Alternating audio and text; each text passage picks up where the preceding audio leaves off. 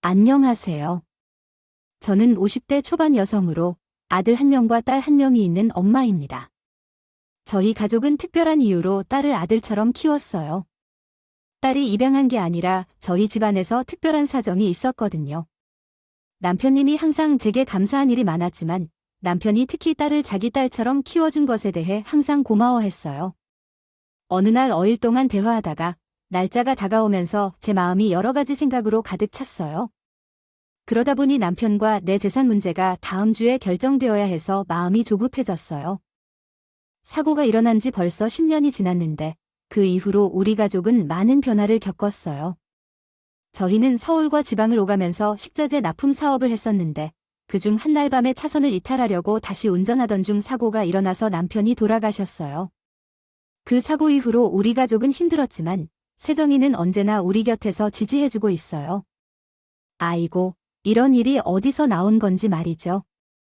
처음에는 평범한 삶을 살았는데 갑자기 우리 두 사람이 이렇게 변해서 너무 당황스러워요.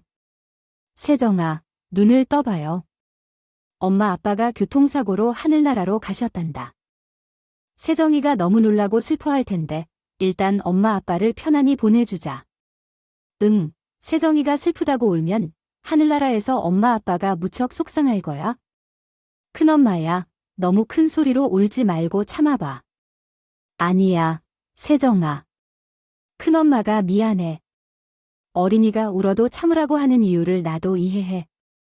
울고 싶지만 오죽했을까? 큰엄마야, 그럼 울어도 돼, 응, 마음껏 우려. 그만큼 슬픔을 털어내는 거야. 세종아, 울기만 하고 있지 말고 우리 엄마 아빠 장례식이 끝날 때까지만 우자. 응, 약속할게요. 큰엄마, 자, 세종이, 자. 연석해외로 황망하게 살해당한 엄마와 아빠가 먼저 떠났을 때 7살밖에 안 된 세정이는 어디가 무섬할까요? 아휴, 제 몸이라도 건강했으면 걱정 없을 텐데. 역시 내 몸엔 살라가 안 붙어서 세정이 걱정이야. 어머님, 너무 아낌없이 사랑해주세요. 세정이가 부모를 잃어버리긴 했지만 그럼에도 불구하고 나도 있고 민식이 아버님이 계시잖아요. 우리는 세정이 큰 어머니, 큰 아버지인데 세정이가 혼자라고 하지 않아요. 어머니 너가 그렇게 말해주니 고맙긴 하지만 집에 아픈 자식도 키우기 어려운 마당에 너가 세정이를 정말 잘 길러낼 수 있겠니? 어머님 걱정하지 마세요. 사람이 할 의무와 책임이 있는 것인데 혼자 남아버린 어린 세정이를 서럽게 살지 않겠습니다. 어머니, 세정이 어머니, 아버님도 그렇게 되어서 우리도 너무 마음이 아파요. 하늘에서 구름들에게 죄송하지 않도록 세정이를 우리 부부가 잘 키울 테니 걱정하지 마세요. 그리고 어머님은 치료를 잘 받으시면서 하루도 더 오래 사셔야 해요. 그래야 세정이가 조금 더 오래 키워질 거예요. 너희 부부가 마음이 착해서 세정이를 생각해주니 나는 이제 죽어도 후회하지 않겠네. 아휴, 시어머니께서는 동사자 제외로 사고를 당해 목숨을 달리했을 때 이미 대한민국 대장한테 있습니다. 시어머니가 어렘이지만 일찍 시아버지를 잃고 어려운 가운데 우리 남편과 저를 키워내셨던 분입니다. 대학에서도 하숙을 하시고 나이가 어릴 때부터 병원까지 카레집을 오랫동안 운영했으며 돈도 잘 모으셨다. 아가씨는 일생 동안 가족을 사랑하고 관리하며 살아온 분이었습니다. 자식과 손자들을 위해 헌신적인 모습을 보이는 그녀는 북하가 되어버린 조카 세정이를 챙기며 걱정하는 모습이 있었습니다. 그녀의 떠나실 때까지 세정이를 걱정했던 그녀는 민식에게 부탁합니다. 민식아, 우리 불쌍한 세정이를 잘 부탁해. 어머니 걱정 마세요. 세정이를 제 딸처럼 사랑하고 잘 돌봐주고 아름답게 시집 보냅시다. 그러니 민식아, 나를 믿어. 너를 믿고 내가 쉬러 갑니다. 그녀는 돌아가신 어머니와 한 약속을 잘 지켰다고 생각하며 살아왔습니다. 완벽한 부인과 어머니는 아니지만 세정이와의 관계는 특별하고 깊은 것이었습니다. 매주 일요일은 목욕탕에 가는 습관이 있었는데 이번 주에도 빼먹지 않으려고 했습니다. 그래서 엄마, 아빠, 그리고 민식이 함께 시장에 들러서 기름떡볶이를 먹는 걸로 결정했습니다. 저녁은 민식이가 알아서 먹으라고 해서 나머지 여성들은 조용히 카페에서 시간을 보내기로 했습니다. 남성들은 혼자서 먹고 나머지 여성들은 시간을 보내는 것이 좋다고 생각했습니다. 세정이와 함께 목욕탕에 가는 것이기 때문에 민식이가 알아서 저녁을 준비할 것입니다. 오늘은 민식이가 다시 나를 왕따하고 있다. 매 주말마다 항상 마사지와 목욕탕에 가며 데이트를 하고 있는데 이러다 보면 문제가 생길 것 같아. 정말 억울하면 너도 민식이를 데리고 데이트를 해야겠어. 민식이는 오늘 친구들과 시간이 다 맞지 않아서 집에 혼자 있을 것 같아. 그래서 너를 데려다 줄까 생각 중이야. 너와 세정이를 데리고 전통시장에 쇼핑하러 갈 건데 너무 툴툴대면 곤란해질 수 있어. 이전처럼 빨리 집에 가라고 할 수도 있어. 아이 참, 그럼 나는 그냥 집에 있겠어? 피자를 시켜 먹으면서 집을 지킬 테니까 여자들끼리 잘 놀고 오라고. 응, 그게 나을 것 같아. 우리는 기름 떡볶이를 먹으러 가는 거니까 좀 가져다 줄래? 아, 그래도 사다 줘서 다행이야. 김밥도 같이 포장해 달라니까 땡큐하고. 어쨌든 우리 집은 뭔가 따뜻해서 모이기 좋은 곳이라고. 어서 나가고. 차가 막히기 전에 떠나야 해. 목욕하고 시장에 가려면 시간이 정말 촉박하니까. 나와 조카 딸 세정이는 서로를 잘 이해하고 이야기를 잘 주고받는 어머니와 딸이다. 조카 딸 세정이는 언제나 얌전하고 건강하게 자랐다. 제가 어릴 적에는 미술 성적이 항상 높았고 그림을 잘 그렸어요. 어머니께서 제가 미술 경시 대회에서 1등을 차지한 것을 자랑스러워 하셨어요. 그 중에 세정아, 그림 전공해도 좋겠다 라는 이야기를 꺼내셨고 할머니의 화가 꿈을 이어받았을지도 모른다는 이야기도 했어요. 어머니와 아버지는 언제나 저를 응원해 주시며 미래의 화가가 되길 원하셨어요. 어릴 때부터 그림을 잘 그려온 쟤는 중학교와 고등학교를 졸업하며 예술대학교로 진학하여 미술을 전공하게 되었습니다. 그러나 고등학교 2학년이 되면서 조금 이상한 변화를 보였고 주말에도 집안에서 공부를 하겠다며 거짓말을 하기 시작했습니다. 알고 보니 감기 기운까지 있는데 몸이 피곤해 보였어요. 그래서 어머니가 사우나로 쉬러 간다고 하고 저는 집에서만 머물렀죠. 주말마다 제가 조카딸과 함께 목욕탕에 가는 것을 좋아하던 조카딸이 갑자기 이유를 대며 목욕탕에 가지 않기 시작했습니다. 이유를 대며 목욕탕을 거부하는 세이에 대해 걱정스럽습니다. 이야기하거나 대화를 피하는 모습이 보이고 있습니다. 저와 배럴 모습이 있는 세이에게 친부모의 사랑을 충분히 주었지만 세이가 우리를 걱정하지 않게 하는 어떤 고민이나 이야기가 있을 수도 있습니다. 소리를 듣고 있으면서 여러분이 세정에게 잘하는 엄마 역할을 잘 해주고 있기 때문에 행여라도 자책하지 마세요. 세정이라는 조카딸의 변화에 걱정을 하며 지내던 어느 날 세정이가 보충 수업을 마치고 돌아왔을 때 저에게 뜻밖의 말을 건네었습니다. 엄마, 큰 엄마께 드릴 말씀이 있어요. 갑자기 나를 큰 엄마라고 불러서 그 뜻을 물었지만 세정이는 어색하다며 사과했습니다. 엄마를 엄마라고 부르는 것도 어색하다는 생각이 들어서였죠. 세정아, 너 뭔가 서운한 게 있니? 무슨 일이길래 목욕탕에 같이 가고 싶지 않는 거지? 솔직하게 말해봐.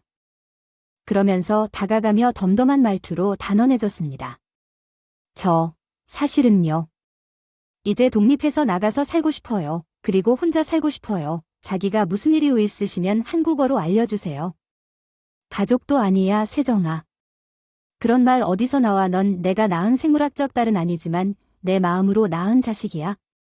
난 한 번도 널 진짜 내 딸로 생각해 본 적이 없는데. 어떻게? 아무리 그래도 하늘이 땅이 되고 땅이 하늘이 될 순 없잖아. 넌 그냥 큰엄마 조카 딸일 뿐이야. 피 한 방울 안 섞인 것. 어린 시절부터 너를 키워왔지만 언제나 개밥의 도토리 같은 느낌이었어. 그런 기분 더는 싫어. 홀가분하게 혼자 살고 싶어. 그런데 왜 반대하는 거야? 그렇게 소리 지르며 갑자기 집을 나가는 조카딸, 세정아. 세정아, 지금 어디가? 당장 돌아와. 하며 따라가려고 했지만 막아내는 남편이 있었다. 일단 세정이에겐 뭔가 단단히 문제가 있는 듯해. 가만히 있어서 될 일이 아니야? 독립이라는 게 고등학생이라고 독립하면 되는 게 아니야? 우리 세정이가 왜 이러는 거야? 물었다.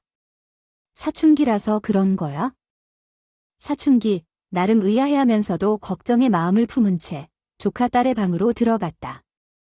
저는 책상과 침대 등을 정리하고 있던 중 방구석에 놓인 이벨 위의 스케치북을 보게 되었습니다.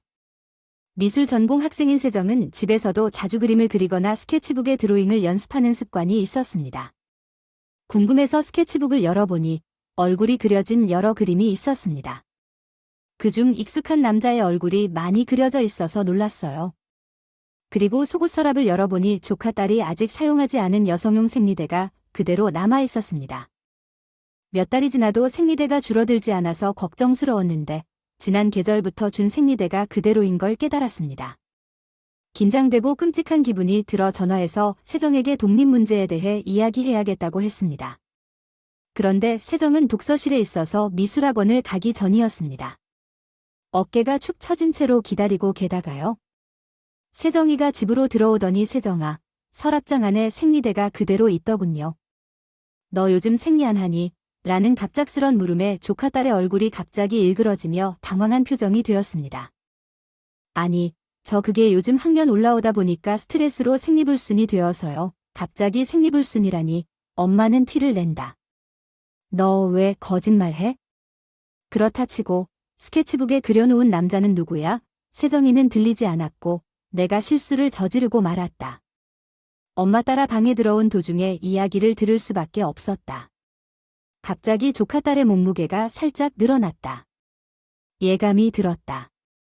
세정아, 지금 당장 추리닝 벗어봐. 엄마의 목소리에 세정이는 당황했다. 진짜 왜 그래? 세정이는 반항을 했지만 결국 거침없이 옷을 벗었고 그 아랫배를 만졌다. 그런데 조카 딸은 아랫배를 끈으로 꽁꽁 묶어두고 있었다. 넌 현재 아랫배 어딘가 섬뜩한 분위기에서 당대의 진실을 들려주러 조카가 갑자기 울기 시작했는데 땅에 무릎을 꿇고 흐느껴 오는 모습을 보게 되었어. 사실 너에게 더 일찍 말해주려 했지만 그 기회를 놓쳤어. 미안해, 엄마. 세정아, 너 진짜 무슨 일이야?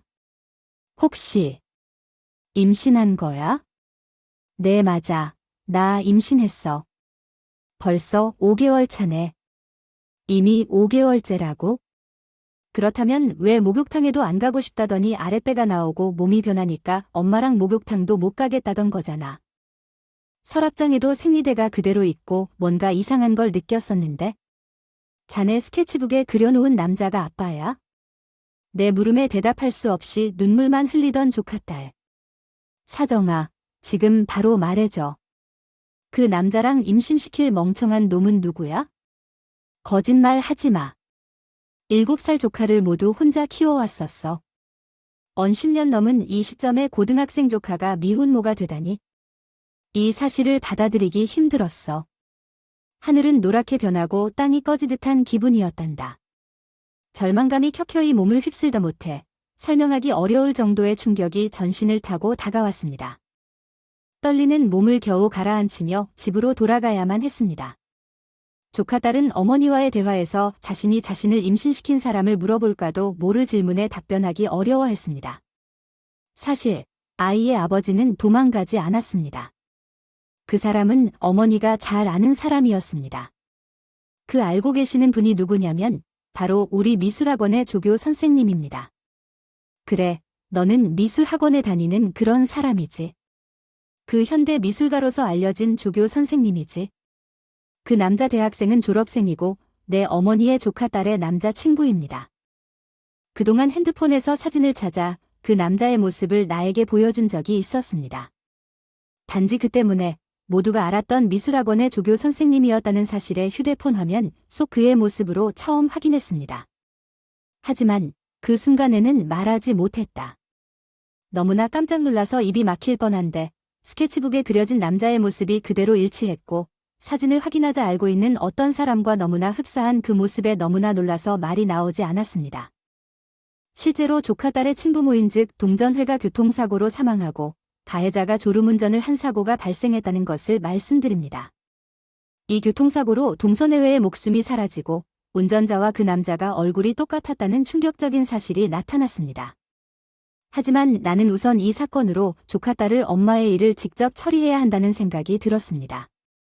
알다시피 나는 임신 상태인데 이 사실을 남자는 알지 못했습니다. 결국 엄마나 오빠에게는 이 사실을 규정하는 것을 맡기려고 하고 있습니다. 조카 딸은 이파다한 놈이 사는 집 주소를 알려줬고 나는 조카와 함께 그 집으로 향했습니다. 사실을 모두 드러내고 책임을 지라고 조카에게 전달하려면 우선 조카의 손을 잡고 그 집을 찾아 들어가야 할 것입니다. 그러나 그 집에 들어가자마자 나는 제발. 이날 운전자는 이틀 전에 자녀가 사망했다고 했을 때 장례식장으로 가진 않았다.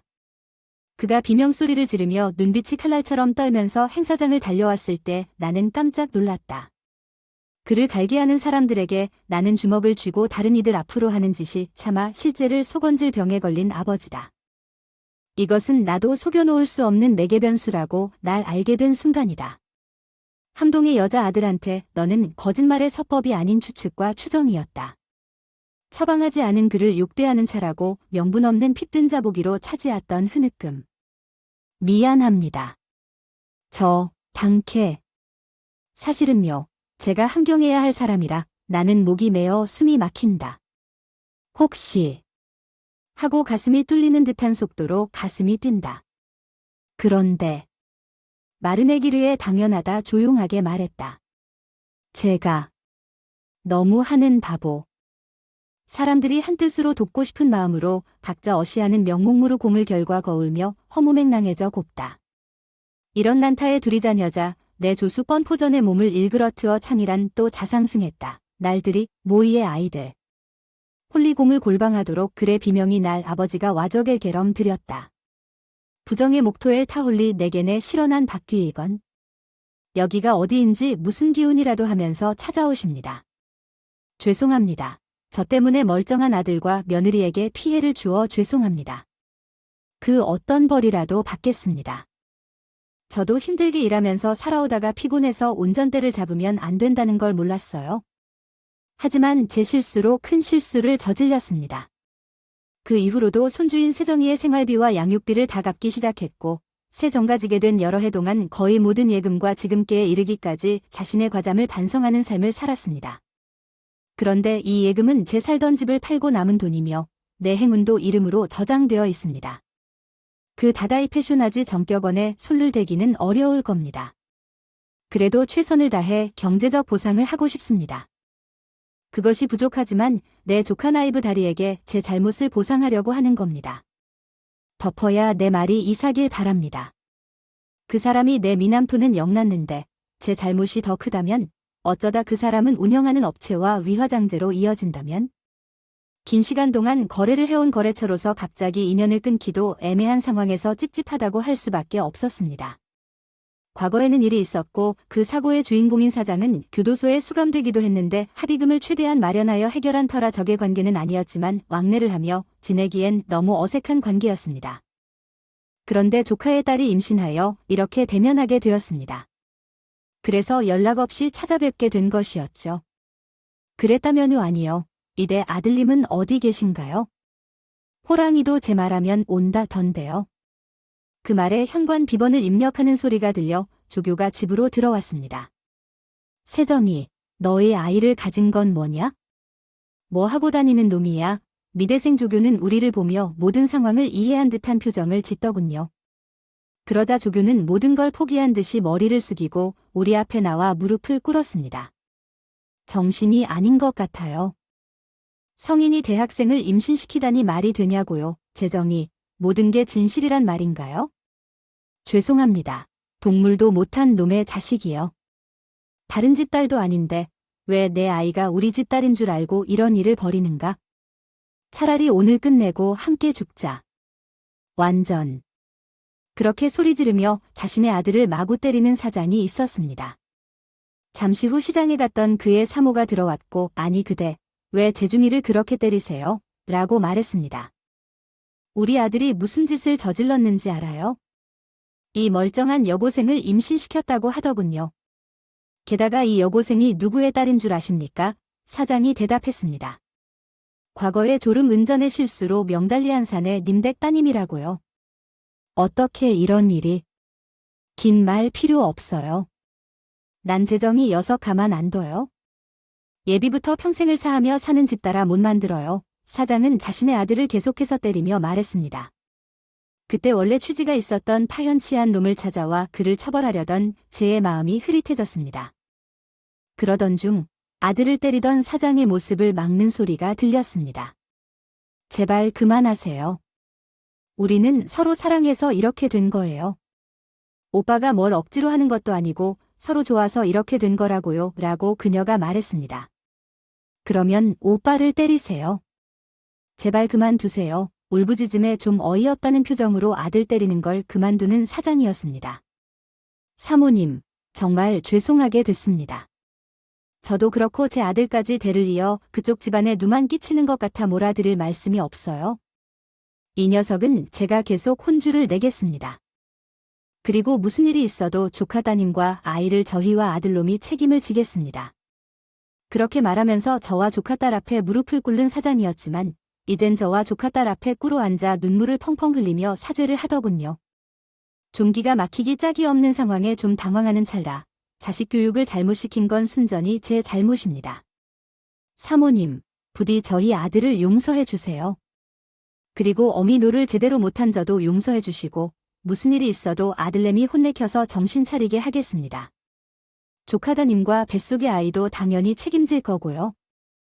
부디 제 아들놈의 미숙한 행동 거지 용서해 주세요.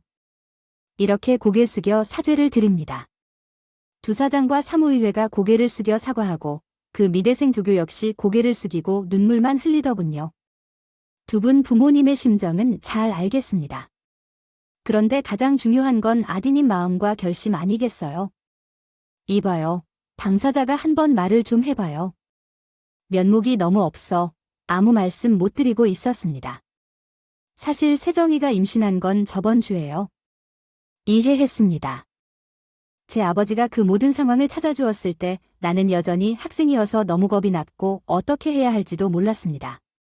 이런 상황을 만들게 되어서 정말 죄송합니다. 그러나 진짜 문제는 그게 아닐 것 같아요. 네, 저도 아직 무능력자지만 어떤 상황이 오더라도 세정이와 내 아이에 책임지겠습니다. 그러므로 결심을 했어? 남자가 왜 울까요? 그 결의와 사족의 말을 들으면서도 솔직히 마음이 풀리질 않아 말이 예리하게 나왔어요. 엄마로서나 딸로서도 어쩔 수 없는 일이었겠죠. 그래서 소근하는 마음이 걱정돼서 그래요. 우리 부모님과 세정이 부모님의 불행한 연결이야. 저나 세정이나 그런 사정은 오늘 알았지만 세정이 이후로 멀리 떨어질까 봐 겁이 나. 형은 그런 말하지 마. 부모님이 그렇게 비참하게 돌아가셨다는 건 나의 평생 상처가 될지도 모르지만 형이 잘못한 건 아니잖아. 조카딸이 굽어 앉아있는 미대생에게 다가가 버리고 나는 진짜 말도 할 수 없고 결혼을 반대하는 것이 무의미하다고 생각이 들었어요. 그랬죠, 오빠. 울지 마세요. 오빠가 떠나면 어떡하죠? 고마워요, 세정아. 이해해줘서. 우리 부모님 내치지 않아줘서 상황이 어느 정도 해소되었어요. 우리 조카딸은 고등학교를 쉬고 출산을 준비하고 있어요. 남자친구인 미대생은 대학을 그만뒀고 저도 미대를 그만두기로 했어요. 대학 졸업 없이 사회에서 일을 하는 것이 쉽지 않겠죠. 저는 그림을 좋아해서 미대를 가겠지만 재능은 세정이가 뛰어나요. 잠시 후 여겨봐요. 아기가 태어나면 아버지 사업을 도와야 해요. 결혼을 결정한 것은 우리 가족이 함께 했어요. 처음에는 남편도 조카도 별로였지만 시간이 지나면서 책임을 지겠다고 생각했어요. 대학을 그만두고 아버지 일을 배우러 가겠어요. 자세히 들어보자면 실은 내 마음이 좀 푹 깊게 열린 것이 사실이었어요. 큰 형님과 큰 언니, 그리고 저가 어린 세정이가 애엄마가 되어 버렸다는 것에 대해 정말 죄송하고 사과드립니다. 하지만 앞으로는 열심히 일해 세정이가 대학에 가고 화가의 꿈을 이룰 수 있도록 최선을 다할 것입니다. 그러한 말을 하는 것은 무릎을 꿇고 사돈이 될 예비 사위로서 큰 형님과 언니께 말씀드리고 싶었습니다. 그 부모님도 약속했듯이 세정이를 지원해주고자 최선을 다할 것입니다. 우리 부부는 평생 뉘우치는 마음으로 살 것을 다짐했는데 뜻하지 않게 이런 상황에 처해 너무 속상하고 자기도 빚지게 되었습니다. 하지만 저희를 믿고 세정이를 며느리로 맞아주시길 부탁드립니다. 세정이는 그림을 잘 그리고 똑똑한 아이로 들렸는데 아쉽게도 이제는 말이 나오지 않네요. 그럼에도 불구하고 저희는 최선을 다해 지원할 것입니다. 세정이를 생각하며 세뇨하며 도와주고 공부할 수 있도록 시킬 것입니다. 세정이는 제 마음에 부합해 무사히 건강한 남자아이를 출산했습니다. 그리고 사장과 내외, 아니라 사돈과 사위도 이전에 한 약속을 충실하게 이행할 것입니다. 세정이는 출산 후 몸을 회복하자마자 곧바로 대학 입시에 준비를 시작했습니다. 남들보다 늦다고 생각하여 조바심이 나타났는지 세정이는 밤잠을 줄이고 미대 입시에 전념했고 1년간 열심히 공부한 끝에 고등학교 평가원 시험에 합격했고 미술대학에도 동시에 합격했습니다. 엄마와 아빠의 사랑스러운 딸 세정이, 넌 정말 수고했어. 엄마는 내가 잘 될 줄 알았어. 조금 더 일찍 대학에 입학하게 됐으면 더 좋았을 텐데 미안해. 아니야, 세정아. 자식은 천성이야. 우리는 과거를 후회하지 말자. 넌 좋은 엄마가 되고 자신이 꿈꿔왔던 화가의 꿈도 이룰 거야. 우리는 2마리 새를 한 번에 잡을 수 있을 거야. 엄마, 제대로 할 수 있을까요? 당연하지. 엄마와 아빠는 여전히 젊고 우리 세정이를 돌볼 수 있다. 또한 사돈과 사위도 손주를 지원해줄 예정이니 넌 안심해도 돼. 세정이, 넌 어린 나이에 엄마 역할을 했고 일도 바쁘게 했는데 잘 해줬어. 우리는 건강하니까 손주를 키울 걱정은 안 해도 돼. 아이를 키우는 데는 온 마을이 필요하다니까 우리도 도와주러 왔어. 남편도 내일 일부터 잘할게요. 마음 편하게 키워주시면 돼요. 부부와 사돈 내외가 함께 아이를 기르는 것은 그리 쉬운 일이 아니에요. 다행히 조카 딸 세정이는 큰 어려움 없이 대학 생활을 하고 있고 남편은 부친의 사업을 잘 배우고 있는 것 같아요. 세정이가 대학 생활을 하면서 박서방은 조금 억울할 수도 있지만 별다른 문제 없이 잘 지내고 있어요. 세정이는 대학 다닐 때 처음에는 아버지가 사업하는 것을 배우는 것이 복잡했지만 승준이가 태어난 후로 그런 생각이 사라졌어요. 저도 세정이를 아이로 생각하고 싶어 하며 그림을 그리는 것도 세정이가 뛰어나다고 생각해요. 세정이가 고등학생 때 임신 소식을 들었을 때 처음에는 충격이었지만 결국 잘 마무리되어서 다행스러웠어요. 그 집이 어떤 악연으로 얽힌 고들지 모르지만 한번 찾아봤더니 박서방이 제일 좋아해요. 시간이 흘러서 사돈이 되는 것이 불가사안한 일이죠. 아마 하늘에서 우리를 결정부고하며 도와주고 계신 것 같아요. 함께 이겨낼 수 있을 거예요. 세정을 그 집으로 시집 보내는 것은 말도 안 되는 일이야. 난 솔직히 그런 결정이 어떻게 내려지는지 이해가 안 돼. 운전 중 깜빡하고 사람을 치는 등 대형사를 저질러버린 것도 있었고 그 비극적인 일로 인해 삶이 망가져버린 건데 내가 이제 와서 또다시 자식의 결혼을 막을 순 없지. 난 남편과 같은 고민을 했던 적이 있어. 결혼을 약속한 다음에도 얼마 안 되어서 조카 딸이 너를 찾아왔을 때 내가 그 고민을 내려놓았지.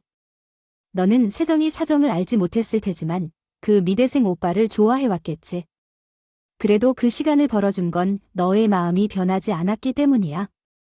지금 이 상황은 아무도 잘못이 없는 것 같아.